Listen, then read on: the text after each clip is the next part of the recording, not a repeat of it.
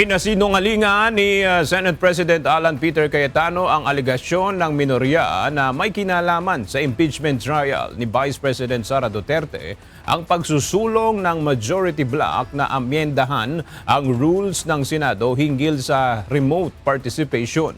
Paliwanag ng senador, magkaibang usapin ang impeachment at ang panukalang pagbabago sa Senate rules. Giit pa ni SP Cayetano, ang pinagtalunan lamang sa plenaryo noong May 26 ay kung maaari bang talakayin ang mosyong amyendahan ang rules at hindi ang mismong nilalaman ng mosyon ni Senator Rodante Marcoleta.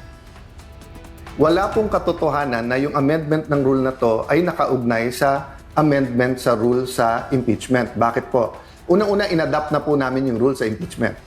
Pag binago namin yun, ipapublish pa, tatagal pa po yun. So, ngayon po, ang pinag-uusapan ay rule sa Senado. Wala pong katotohanan yung mga nagpo-post na nagsasabing eto po ay may kinalaman sa impeachment.